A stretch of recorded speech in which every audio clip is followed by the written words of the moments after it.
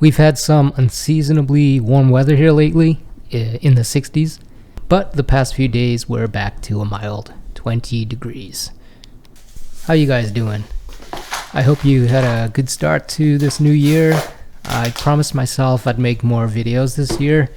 Haven't made any until this one, so better late than never, I suppose. I was tempted to say how busy I've been, but who isn't busy, right?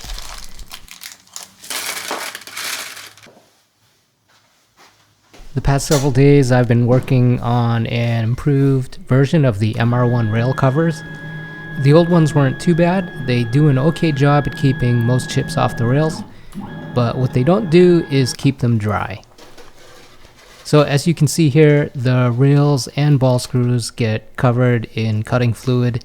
I can't remember where exactly, but I recall Langmuir stating that chips in cutting fluid don't harm the rails in any significant way, something along those lines. After some research, all the articles that I did find say that cutting fluid is not good for rails. It's because the fluid washes away the grease and that leaves no lubrication on the ball screws. So my mission is to design new covers that keep the rails dry. I've already gone through numerous iterations. I started out first trying to make the new covers 100% 3D printed. The old ones used aluminum roof flashing, which was a pain to bend and get it into spec to attach to the 3D printed parts. So the first upgrade has fully 3D printed sides, but as you can see here, it still uses the old dovetail sliding design. And that is a problem. It's the reason why cutting fluid still gets down onto the rails and ball screws. So I've been working on a solution, and I do think I'm getting pretty close.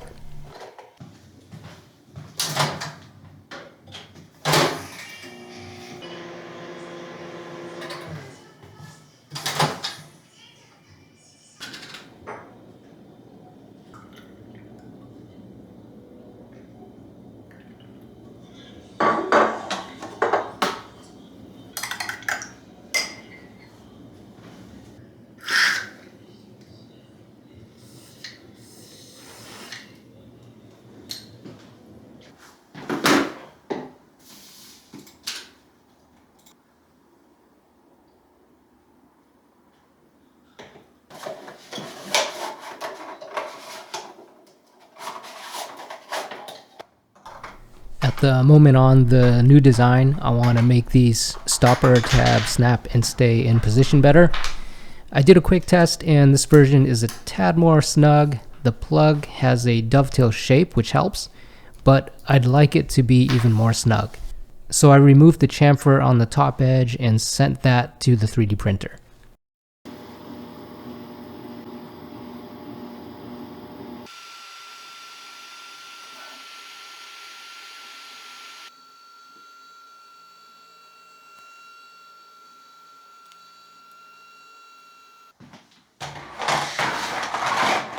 Here are some iterations the covers went through before. Apologies for the disgusting filament colors. I try to use the bad colors for prototypes. I tried really hard to print the covers as a single part with dovetails included rather than snap-on later, and I did get it to work. It required thicker sidewalls of 2 millimeters, and that prevented warping, and it also needed custom build plate skirt to keep the walls from peeling up from the printer bed. In the end, I did get it to work. You'll never guess why this design failed. It was this.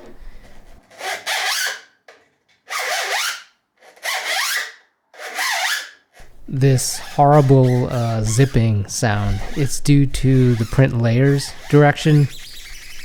But I am glad it failed because the new design will do a much better job of keeping fluid off the rails.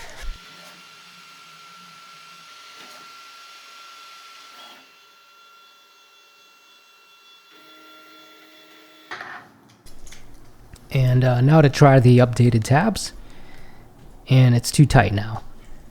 But I know what will fix this. We'll add the chamfer back with half the width from before. Since Fusion's up, here's an illustration of why the old cover design leaked fluid. The underside of the cover came in contact with the top side of the cover below it.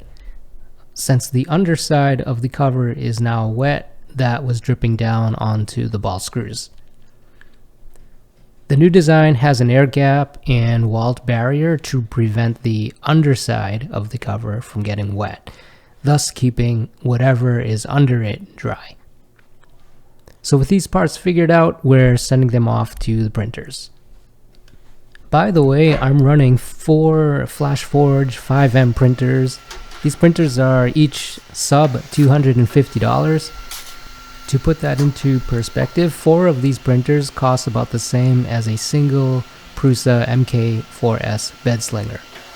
And this isn't an ad, I'm not sponsored, none of my tools and machines are sponsored, and they're all 100% paid for by me. I'm just letting you guys know because I've had good luck with these printers. They're noisy as hell, but they work. You just need to put them somewhere where noise isn't an issue. That's why I keep mine in the basement. If you're not new here, you'll know that I've had a few Prusa printers and a Bamboo Labs P1P. So yeah, the P1P has slightly better precision than the 5Ms, but I hate how finicky the P1P can be. For example, changing filament is way over-engineered on the P1P and it just takes too long. But the 5M's way of changing filament is like, it's so stupid simple, no BS, just a few button clicks and you manually stick the filament into the extruder.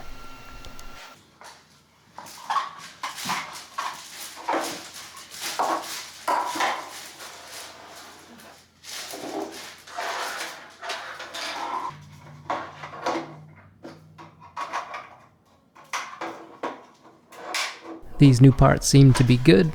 I'll need to make a slight adjustment on the sliding action for one of the mount sections. Not sure why, it's the same spec as the other mount, but was printed on a different printer, so maybe that printer has more backlash and slop. Okay guys, that's all for today. See you all later, and by later, probably really soon, like tomorrow. Bye for now.